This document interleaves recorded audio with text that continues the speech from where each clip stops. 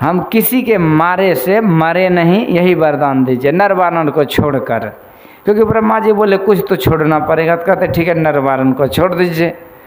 क्योंकि रावण जानता था कि नर तो नरे है, इसको तो कुछ कर ही नहीं पाएगा मुझे, अब वानर तो वानरे है, वो तो फलाहारी है, वो क्या करेगा मुझे। इस तरह से वो सोच रखा था कि अब हमें कोई नहीं मारेगा। संजोग देखिए कि वही नर रूप में जो साक्षात हरि प्रकट हुए और वानर जो साक्षात पवन तनय हनुमान जी महाराज हुए, तो उन्होंने ही उसका उद्धार किया। परंतु रावण शुरू में अपने आप को अमर मान लिया था। इसके पीछे भी बहुत रोचक कहानी है। एक बार कहा जाता है कि रावण ने राजा रघु, जो सूर्यवंश के राजा थे, भगवान राम के पूर्वज, पिताजी उनके पिता अज थे, अज का ही बेटा, अज का ही पिताजी राजा रघु था। उसी के नाम से जो सूर्यवंशी था उसका वंश आगे रघुवंश कहलाया। रघुकुल रीति सदा चली आई, अब प्राण जाई पर वचन न जाई। ऐसे रघु राजा थे, सत्यवादी थे। तो उसको रावण एक दिन तंग करने लगा, तो उसको बड़ा गुस्सा आ गया। चंदन पर भी जब घिसा जाता है ना, तो अग्नि प्रकट होता है। इसी तरह सज्जन भी कभी कभी दुष्टों को दंड देने के लिए और क्रोध को आवाहन करते हैं। तो ऐसे राजा रघु थे, बड़े धर्मात्मा थे, पर गुस्सा आया तो तर्कस से एक तीर निकाला कि रावण का आज काम तमाम। रावण डर गया, बोला महाराज माफ़ करना, आप तो सत्यवादी राजा हो, क्या पता आपके हाथ से मैं मर ही जाऊं, पर मुझे माफ़ करना, मैं आपके शरण में आ गया। तो रघु राजा कहते हैं देखो, मेरे ये वंश की परंपरा है कि शरणागत को मैं छोड़ देता हूँ, तो लो मैं तुझे जीवन दान देता हूँ, लेकिन परेशानी है कि मैंने प्रतिज्ञा कर लिया तुझे मारने का, और ये जो बाण मैंने संकल्प करके निकाला है, इसी बाण में तुम्हारा प्राण आ गया है। तो ऐसा करो कि मैं तुझे छोड़ देता हूँ, ये जो बाण है तीर, इसे तू संभाल के रखना, जब तक ये सुरक्षित रहेगा तब तक तुम्हारा लाइफ भी सिक्योर्ड और सेफ रहेगा, सुरक्षित रहेगा। और ये बाण जब तक तुम्हारे साथ है, कोई तुम्हें प्राण नहीं ले सकता है, क्योंकि तुम्हारा प्राण इसी में आ गया है। तो रावण वो तीर लेकर के गया, वो सुंदर सा सोने का भवन तो था, ये बीच वाले खंबे में उसको अंदर डाल दिया, किसी को नहीं बताया। और उसकी जो पत्नी थी ना मंदोदरी देवी, वो एक नंबर की पतिव्रता नारी थी। पति के साथ कभी वो झूठ नहीं बोलती थी, पति की सेवा को सर्वोपरि मानती थी, पतिव्रता धर्म में वो निपुण थी मंदोदरी महारानी। तो रावण को विश्वास था, तो उस मंदोदरी देवी को बता दिए, बाकी किसी को नहीं। तो इस कारण से रावण को लगा हमें तो कोई मार ही नहीं सकता, क्योंकि हमारा प्राण तो उस तीर में है, तीर तो हमारे पास है, तो इसका मतलब मैंने काल को जीत लिया है।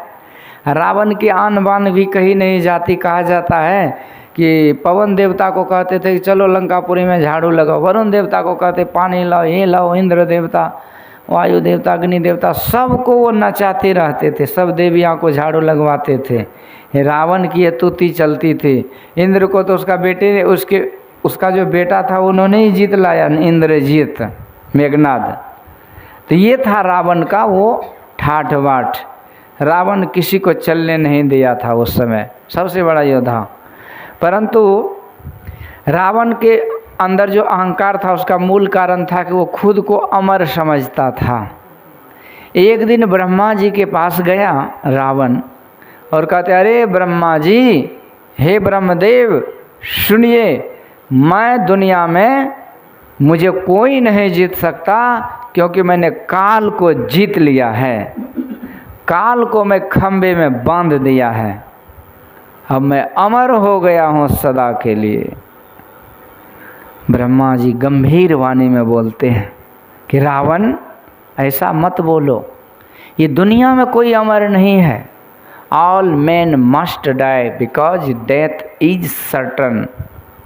No living organism going to live forever.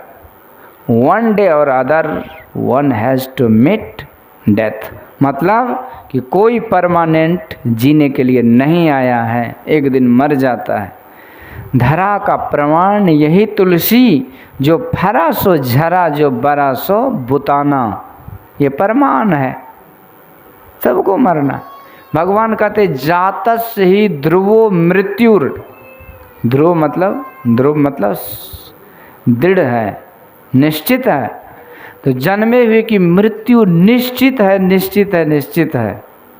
इसी प्रकार जो मर चुका है उसका जन्म भी निश्चित है। ये मत समझिए कि मर गए तो खेला खत्म हो गया। खेला तो खत्म नहीं हुआ है, खेला तो बाकी है। ये तो थोड़ी सी झांकी है, जिसको हम खेला समझते हैं, नहीं तो थोड़ी सी झांकी है, आगे बहुत बड़ा खेला है। ये शरीर छूटने के बाद एक आदमी बोला हमको अभी फुर्सत नहीं है। तो मैं पूछा कब फुर्सत होगा? तो बोला कि जीते जी तो फुर्सत है ना। मैं पूछा फिर से विचार करके बोलो कि कब फुर्सत है? तो बोला कि हमको लगता है कि जीते जी तो नहीं, लेकिन मरने के बाद ही लगता है कि छुट्टी छूटेगी। सोचिए, पहले से बैठा रखा है दिमाग में कि मरने के बाद है।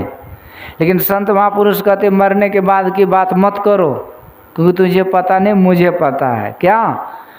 तो दीवाने मन भजन बिना दुख पहियो, पहला जन्म भूत का पहियो, 7 जन्म पछतइयो। मरने के बाद धोबी के घर गधा होइयो, कटे घास नहीं पहियो, लाद लाद आप चढ़े बैठे ले घाटे पहुँचइयो। तेली के घर बैला होइयो, अखियन खोलसा लगइयो, कोस 50 घरे में चलियो, बाहर होई न पहियो। ऐसे ऐसे शरीर में जाना पड़ता है, छुट्टी छूटता थोड़ी है, ड्यूटी लगती है शरीर छूटने के बाद। इसीलिए कहने का मतलब है कि मरना सबको पड़ता है। अब मरे हुए व्यक्ति को जन्म भी लेना पड़ता है, इसी का नाम ही आवागमन है। दोनों जरूरी निश्चित होता है। अब जन्म कहाँ लेना पड़ेगा ये अनोन है, अज्ञात है, ये किसी को ज्ञात नहीं है।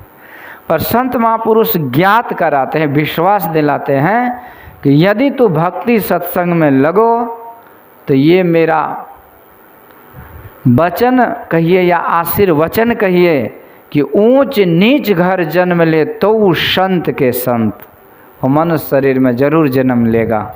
इसी को भगवान कृष्ण गीता में भी कहे हैं, श्रीमान या योगी के कुल में वो जन्म लेता है। गुरु महाराज भी सत्संग योग में लिखते हैं कि भक्ति का संस्कार दूसरे जन्म में चूँकि संभाल नहीं हो सकता, इसलिए इस जीव को परमात्मा के तरफ से पुनः मनुष्य शरीर मिल जाता है जो भक्ति करते, बाकी का कोई गारंटी नहीं। तो यही है, जन्म मरण निश्चित है। तो रावण तो अपने आप को अमर समझ लिया, ब्रह्मा जी को चुनौती देने के लिए आ गया। ब्रह्मा जी कहते बेटा कोई अमर नहीं है। कहते तो आपकी बुद्धि सठिया गई है, लगता है बूढ़े हो गए ना। ब्रह्मा जी को भी क्रोध आया, कहते सुन रावण, वैसे तो किसी के बारे में मृत्यु का डेट नहीं बताना चाहिए, क्योंकि मरना सबको पहले से बता दीजिए तो जीते जी मर जाता है। ये बड़ा दुखद समाचार होता है। एक जगह नाथनगर से एक सत्संगी आया था, मुझे जानता नहीं था, लेकिन मेरा जो YouTube चैनल है उसमें बहुत सारा प्रवचन हजारों लोग देखता है रोज़। तो देखा तो उसे मुझे फ़ोटो से जान गया, तो आया, पता किया, कुप्पा घाट में मैं मिल गया उसे। तो रोने लगे, वो माता जी थे। तो मैं पूछा रो क्यों रहे? तो वो बोली कि मैं आपका नाम सुन करके, मोबाइल से देख करके मैं आपके पास आई हूँ, आशीर्वाद दीजिए। किस लिए? तो मेरा बेटा अब नहीं बचेगा। बोला ऐसा क्यों बोल रहे? आप कौन से ब्रह्मा जी हैं, अंतर्यामी हैं क्या? आपको किसने बोला कि नहीं बचेगा? तो बोला कि उसी जगह पर एगो बाबा है मंदिर में, वो बोला कि तुम्हारे बेटा की आयु अब ख़त्म होने वाली है। जाने न बुझे मौसी मौसी करे, यही कहावत है ना। अपना आयु कब तक है उसको पता नहीं है, लेकिन दूसरे के आयु के बारे में वो भविष्यवाणी सुना दी। अब इस तरह का सुनाने वाला कितना खतरनाक है। पर ये सुनाने का चीज़ थोड़ी है, क्योंकि हम लोग काल को नहीं जानते ना। पर मैं बोला कि देखिए, वैसे हकीकत में उसकी आयु हस्तरेखा में थी, यदि आप मानते हैं तो रेखा को। वैसे हस्तरेखा को कोई खास प्रमाण कहीं मिलता नहीं, सब अंग्रेज़ों ने वो सब जला फला करके कर दिया। शास्त्र पुराण बहुत मिटा दिया ना वो लोग सबूत। तो इसका मान्यता तो थी। ये शास्त्र में आता है कि हस्तरेखा बड़े बड़े संत देखने जाते थे, लेकिन अभी वो सब बड़े बड़े अच्छे अच्छे ग्रंथ कहा जाता है लाल पोथी आदि है, पर वो प्रमाणित नहीं है। मैं उनको बोला ऐसा कुछ नहीं है, आपकी बेटे की आयु पूरी है, एकदम शतक मारेगा, आप चिंता मत कीजिए, भक्ति भजन कीजिए, तब वो उसके जान में जान आए। कहने का मतलब भविष्यवाणी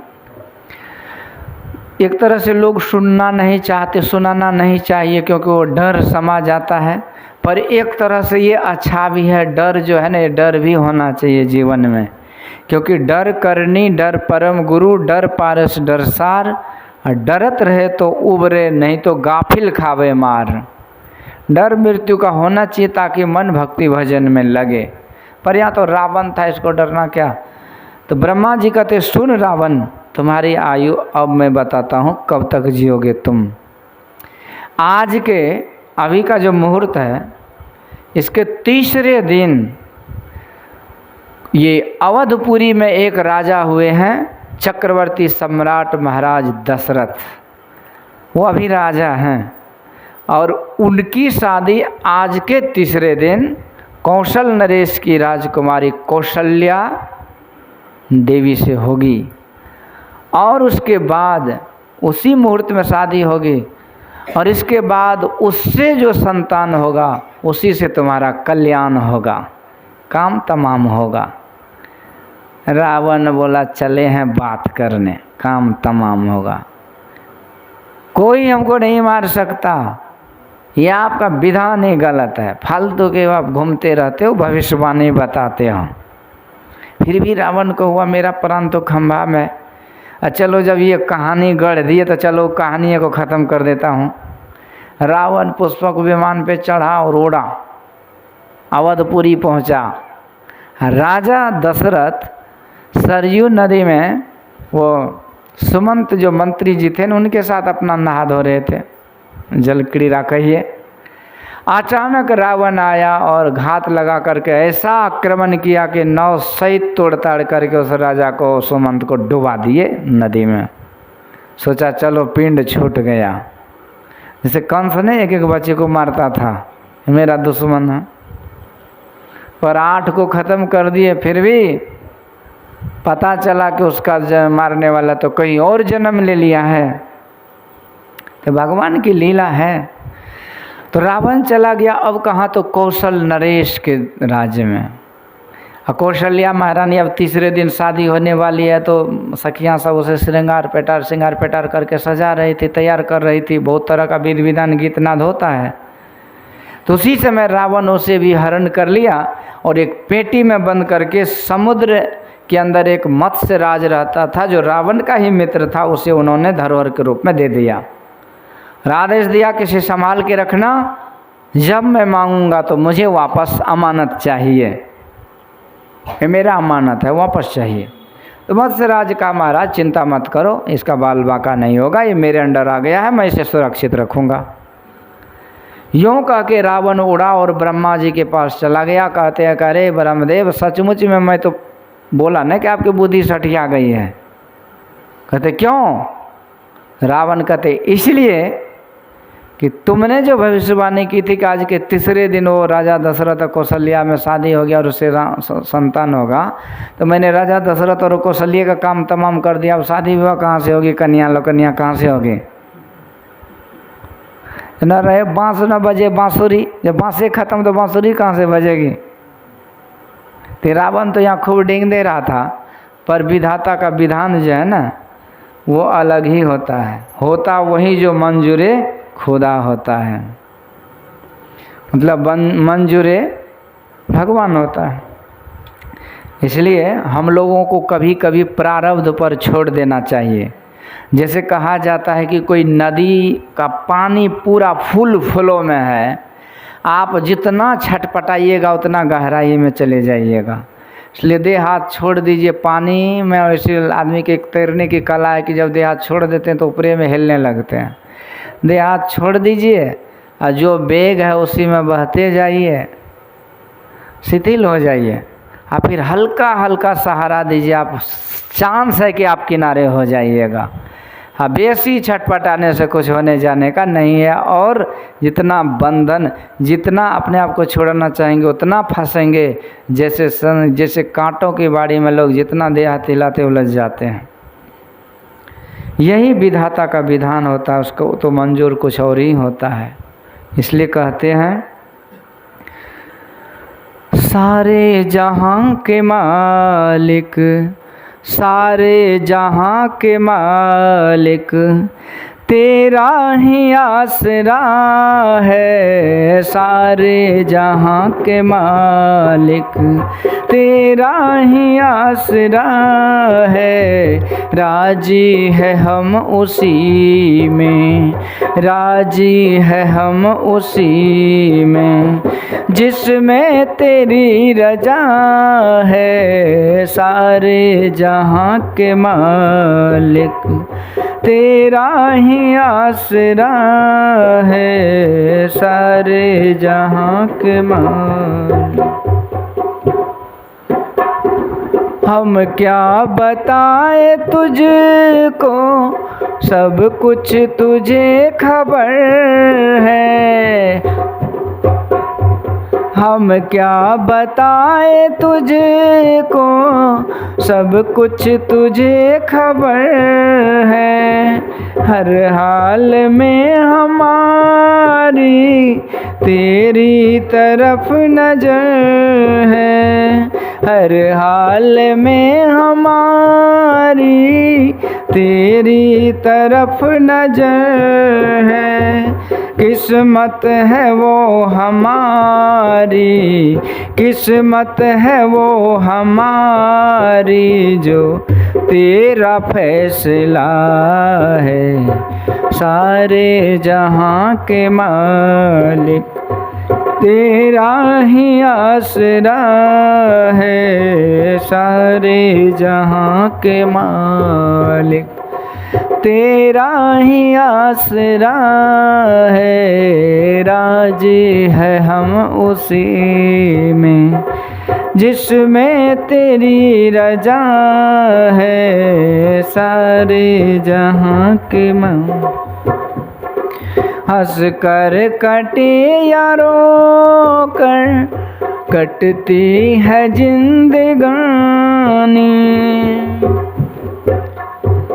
हंस कर कटे या रो कर कटती है जिंदगानी। तो गम दे या खुशी दे, सब तेरी मेहरबानी। तो गम दे या खुशी दे, सब तेरी मेहरबानी। तेरी खुशी समझ कर, तेरी खुशी समझ कर, सब गम भुला दिया है। सारे जहां के मालिक, तेरा ही आसरा है। सारे जहां के मालिक, तेरा ही आसरा है। सारे जहां के मालिक। इसलिए हम लोगों को आसरा भरोसा भगवान पर रखना चाहिए, अपना दिमाग नहीं लगाना चाहिए। ब्रह्मा जी कहते जा कर के देखो, मुहूर्त तो निकल चुका है, पर देखो कि उनकी शादी हुई कि नहीं। रावण को लगा ये कहाँ से बोल रहा है भाई, हम तो उसको ख़त्म कर दिए। पर देखिए हुआ क्या, रावण जो इसको डुबा दिए थे ना राजा दशरथ को, तो डूब ही गया था। लेकिन भावी बड़ा प्रबल होता है, जस अबजस विधि हाथ। तो राजा दशरथ डूबा तो जरूर फिर निकल गया। कभी कभी देखिए एक एक आदमी ट्रेन के अंदर भी चला जाता है, बच जाता है। बड़ा बड़ा घटना दुर्घटना एक्सीडेंट होता है, फिर भी बच जाते हैं। बचना होता है। ये जो एक गुरुनंदन बाबा है, आप लोग नाम जानते होंगे, कुपाघाट में, तो वैन रखते थे पहले गाड़ी, तो उससे वो जा रहे थे कहाँ, तो एक बड़ा सा पुल था, उसको टॉप रहे थे, क्रॉस कर रहे थे। तो संजोग से उधर से गाड़ी आ गई। तो गाड़ी आ गई तब क्या करे, तो किनारे में तो जगह था नहीं, तो सीधे हब्बे से पुलवा पर गिरा नीचे। बड़का बड़का बुलडोजर था। उसी में जो गाड़ी वो तो फुटबॉल जैसा वैन गाड़ी होती ही है, ये तो अच्छी है, इको है, पर इससे भी छोटी गाड़ी होती है। गाड़ी जो गिरी ना तो जैसे ना चोखा हो जाता है, ऐसे पूरा एकदम चिपटा हो गया। और ये दो तीन थे, ये सब के सब निकल गए और बाहर में घूम रहे। भारी भीड़ हो गया, सब कहते कि भैया ये गाड़ी के अंदर जो लाश था वो कहाँ है। तो लोग बोले हम ही हैं, जो समझो। तो कहने का मतलब ईश्वर की कृपा होती है तो बच जाते हैं।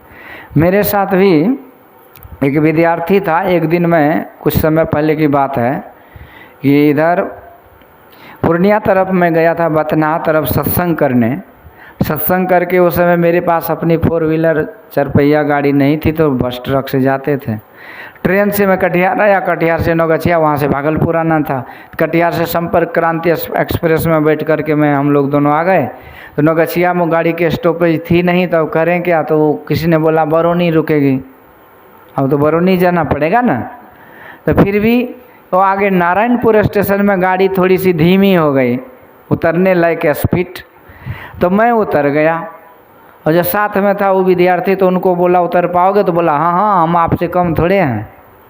लेकिन वो जो उतरने लगा तो प्लेटफार्म पर पैर नहीं दे करके ट्रेन और प्लेटफार्म के बीचे में पैर गया और सीधे ओना पुना के पटरी में गिर पड़ा। गाड़ी तो रुकी थी नहीं और आगे बढ़ गई तेज़ी से। हमको लगा हो गया, कुट्टी कुट्टी हो गया इसका। तो बहुत मुझे दुख हुआ कि अब इसका जो माँ बाप इसके हैं वो मांगेगा कि बच्चा कहाँ है, तो हम क्या करेंगे।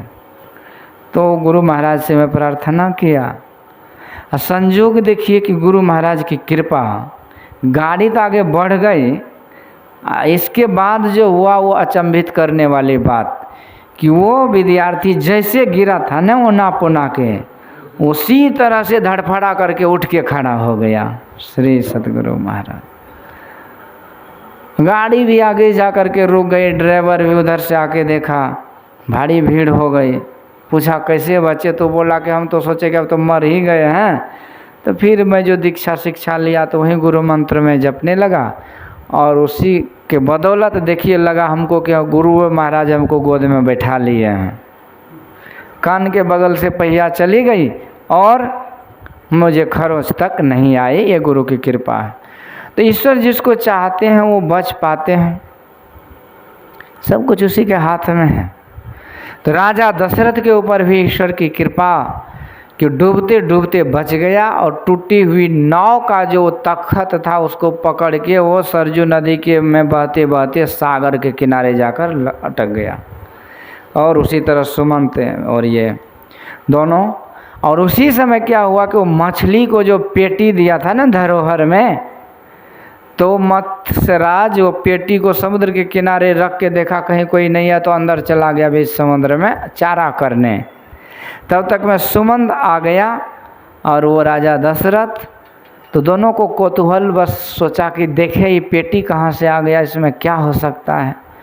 तो सुमंत को बोला कि खोलो।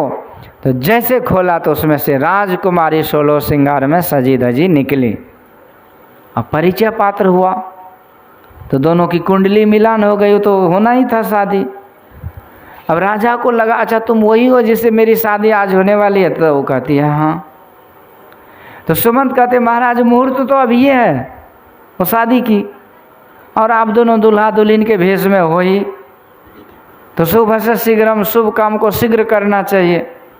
राजा दशरथ कहते तो वो पंडित जी कहाँ से लाओगे? कहते हम हैं ना पंडित, हम ही पूजा करा देंगे, थोड़ा बहुत बाद में दक्षिणा दे देना। और उसी समय मंगलाचरण, स्वस्ति वाचन और सब कुछ हुआ, और सब विधिवत तरीके से सुमंत महाराज ने राजा दशरथ की विवाह कौशल्या महारानी से कर दिए। राजा दशरथ ज्ञानी हैं, आखिर ज्ञानी थे नहीं तो भगवान कैसे आ गए? तपस्वी भी, आगे पीछे की बात को अनुभव किए। कहते सुमंत देखो होनी अच्छा नहीं लग रहा, अभी समय अच्छा नहीं चल रहा है, इसलिए हम लोगों को ये जो अजनबी जगह पर जो पेटी मिला है यानी कुछ घटना हो सकता है, इसलिए ऐसा करो कि हम सब इसी पेटी में बंद हो जाते हैं, जो होगा भगवान जैसा करें। तीनों बंद हो गए उसी पेटी में। थोड़ी देर में वो मत्स्यराज आया, देखा कि पेटी ठीक ठाक है तो मुंह में लेकर के चला गया। थोड़ी देर बाद वो रावण भी आ गया। सोचा दशरथ तो काम तमाम हो ही गया है, उस ब्रह्मा जी को एक पेटी दिखाऊंगा तो उसे विश्वास होगा कि मैंने अपने दुश्मन को ख़त्म किया। रावण आया और उस मत्स्यराज से पेटी लिया और जाकर के ब्रह्मा जी को दिखाया। देखो, ब्रह्मा जी हंसने लगे। कहते हंसते क्या वो देखो? तो ब्रह्मा जी कहते मुझे क्या देखना, तुम देखो। जैसे रावण ने वो पेटी खोला तो दूल्हा दुल्हन दोनों विवाह के भेष में सजे धजे बाहर निकले।